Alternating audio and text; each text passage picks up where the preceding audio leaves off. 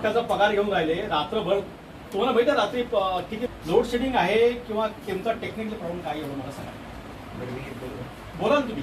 Billing सेक्शनमध्ये काम करतोय. मला टेक्निकल बाबी कार्यकर्ते बोलता येते मला, कारण की तुम्ही मस्त सरकारचे पगार घेता. त्याच्या अगोदर राष्ट्रवादी काँग्रेसच्या माध्यमातून आम्ही आंदोलन केलेले आहे.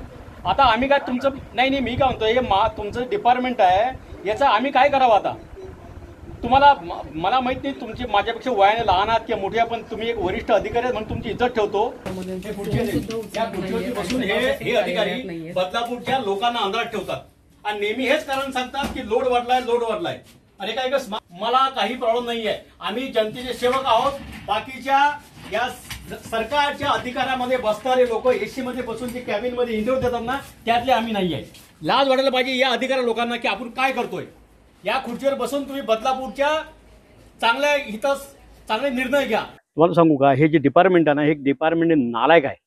कारण की अशा प्रकारचे झटके आहेत ना, एक तर सामान्य लोकांना 200, 500, 1000 रुपये, 5000 रुपयाचं बिलचं झटका देतात. 200 रुपये ज्याचं बिल असतं त्या घरचं लाईट कट करायमध्ये हे डिपार्टमेंट एक नंबर कामाचं आहे. कोणाच्या घरचं 2 रुपये, 5 रुपये, 1000 रुपये बिल असलं की लगेच त्याच्या घरी जातं लाईट करे. पण आज परिस्थिती अशी आहे की रात्री 8 वाजता लाईट जाते, 11 वाजता रात्रभर लाईट जाण्याचा सिलसिला चालू असतो.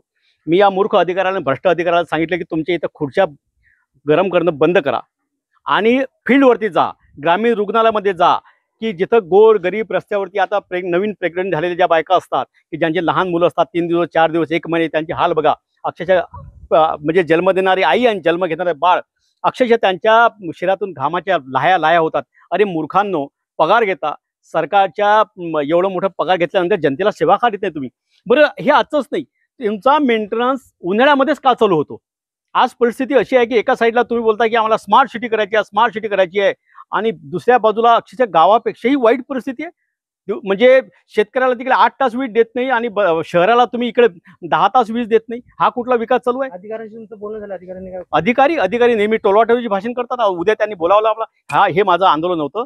हा माझा मनातला एकुलत्या एक माणसाचा उद्विग्न होता, यामध्ये राग होता, असंतोष होता आणि तो मी याच्यानं म्हटलं आज तुमची मी खुर्ची बाहेर काढली, उद्या खुर्ची रस्त्यावर टाकून दिली. सत्ताधारी पक्ष मात्र शांत आहेत या विषयावर एवढ्या मोठ्या. मला तर हे समजत नाहीये. आज कुठेतरी मी भाजपा पदाधिकाऱ्याची बाईट बघितली, थोडी ऐकली, पण अरे यांना लाज वाटायला पाहिजे. भाजपाच्या पदाधिकारी नेत्यांनी नाकानं कांदे सोलणं बंद करावं. एसी मध्ये बसून काय कमेंट्स करता हो, काय हे देत आहे. रस्त्यावर या लोकांचे प्रश्न मांडताना तशी तर तुम्हाला लाज नाहीये. सरकार तुमचं आहे, आमदार तुमचा आहे, खासदार तुमचा आहे, मंत्री तुमचा आहे आणि तुम्ही बोलता एसी मध्ये बसून आम्ही कॉमेंट्स करतो आणि आम्ही इशारा देता. अरे कसला इशारा देता मूर्खांनो. या रस्त्यावरती लोकांचे प्रश्न मांडा ना. प्रश्न आम्हीच मांडू शकतो, हे लोकांना माहित आहे. आम्हाला यात कुठलं राजकारण करायचं नाहीये. मी पुन्हा बोलतो की भारतीय जनता पक्षाच्या जे पदाधिकारी नेते आहेत ना, त्यांनी नाकानं कांदे सोलणं बंद करावं. सर, इकडचे जे अभियंते आहेत सकाळपासून ऑफिस कार्यालयामध्ये नाहीयेत आणि ते फोन सुद्धा उचलत नाही. सर्वसामान्य किंवा इतरही फोन करतात तर फोन उचलत नाही. काय आता पुढचं कसं असणार. मी त्यांना सांगितलं, त्यांनी मला उद्याचा वेळ दिलेला आहे. त्याने मलाच नाही समस्त बदलापूर, तुम्ही ऐकलं त्यांचा स्पीकर फोनवरती आपण त्याची बाईट घेतली, ते बोलले, त्यांचं ऐकलंय. त्यांनी मलाच नाही या समस्त बदलापूरकर आश्वासन दिलं की 2 दिवसात आम्ही करून. उद्या त्यांनी आपल्या बदलापूरच्या काही लोकांची भेट घेतात. प्रश्न असा आहे की हा माझाच फोन नाही आहे, तुमचा फोन पण घेत नाहीत, प्रेसचा फोन घेत नाहीत, पोलीस डिपार्टमेंटचा फोन घेत नाहीत. हे घाबरतात. बरं, यांच्याकडे मी यांना म्हणतो तुम्ही तुमच्या सिस्टममध्ये इम्प्रूव्ह का करत नाहीये. तुम्ही नेहमी बोलता की पडग्यावरून लाईट येते, मोरीवरून लाईट येते. अरे तिथं 20-25 वर्षापासून लाईट येते. कारण काय सांगितलं. कारण त्यांनी हेच सांगितलं की काहीतरी टेक्निकल प्रॉब्लेम असतात, आमचेही टेक्निकल प्रॉब्लेम असतात, आम्हाला काहीतरी मटेरियल सप्लाय नसते, लाईन जुनी झालेली असते आणि उन्हाळ्यामध्ये लोड येतो. अरे लोड येतो, त्याच्या अगोदर तुम्ही त्याची इम्प्रूव्हमेंट का करत नाहीये. आता उन्हाळ्यात तुम्हाला जर जास्त वीज लागत असेल तर त्याच्या अगोदर तुम्ही काहीतरी ऍडजस्टमेंट करा. तुमच्यासाठी डिपार्टमेंट तुमचं आहे ना. मग आम्हाला बिल जास्त येते तसं आम्ही बोंब मारतो का. आम्ही एक दिवस बोंब मारतो, दुसऱ्या लाईनीत उभे राहून बिल भरतोय. आता पुन्हा एकदा वीज पुरवठा खंडित राहिल्यावर काय बघू. आता जन आंदोलन करू मोठं, यांना वाटायलाच पाहिजे. आणि इथले माहिती मी तर नाही म्हणतो, इथल्या खासदार आमदार करतात काय हो, करतात काय.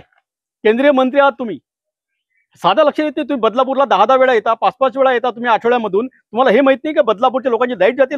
बदलापूर रात्री तुम्ही चक्कर मारा, बदलापूर अर्ध बदलापूर रस्त्याच्या गोर गरीब असतात, त्या रस्त्याच्या बाहेर असतात झोपलेले. कारण एवढ्या 42-43 टेम्परेचरमध्ये जेव्हा रात्रीचे टेम्परेचर वाढतं किंवा कमी होतो, त्याचे लाहे आपण सामान्य माणूस नाही सोचू देत. आणि हे का भारतीय जनता पक्ष नेते आणि पदाधिकारी यांच्या घरी मोठमोठे बंगले आहेत, हे लॅविशमध्ये इन्व्हर्टरमध्ये राहतात, हे जनरेटरमध्ये राहतात, यांना काही उन्हाच्या झळा पोचत नाहीत. हे एअर कंडिशन बसून मध्ये तुम्हाला स्टेटमेंट देतात, इंटरव्ह्यू देतात. जनतेचे प्रश्न मांडायचे असतील ना, रस्त्यावर यावं, उन्हात यावं, तेव्हा जनतेचे प्रश्न मांडता येतात आणि त्याला काहीतरी त्याला आपुलकी असते, त्याला प्रेम असते, त्याला जिव्हाळा असते. हे तर काय, आणि त्यामुळे त्यांचं व्यक्तिगत काही मला हे पण माहीत आहे की तुम्ही टाटा आणा किंवा बाटा आणा, लोकांना वीज पाहिजे हो. आणि हे काही लोक जे विरोध करत आहेत ना त्या गोष्टीला, ते लोक स्वतः त्यामध्ये इन्व्हॉल्वमेंट आहेत. हे लोक बिझनेसमॅन आहेत. भारतीय जनता पक्षाचे बदलापूरमध्ये जे पदाधिकारी आहेत ना, याला जे आतून विरोध करतात, दिखावा करतात, इंटरव्ह्यू देतात, पेपरला बातमी आणतात, हे यामध्ये इन्व्हॉल्वमेंट आहेत. ते फक्त पैसा वेळ त्यांना टक्केवारी पाहिजे, त्यामुळे त्यांची इन्व्हॉल्वमेंट पाहिजे.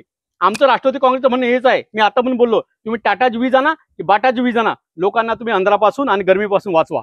नाहीतरी तुम्ही अर्धा देश हा अडाणी अंबानीला विकलेलाच आहे. त्यात थोडंसं विकलं तर काय फरक पडते? विकलेच आहे देश तुम्ही नाहीतरी.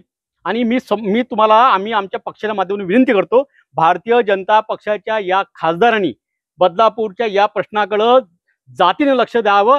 अन्यथा 20 मे 2024 सकाळी 7 ते संध्याकाळी 5 लोक काय करतील हा तुम्ही विचार करा.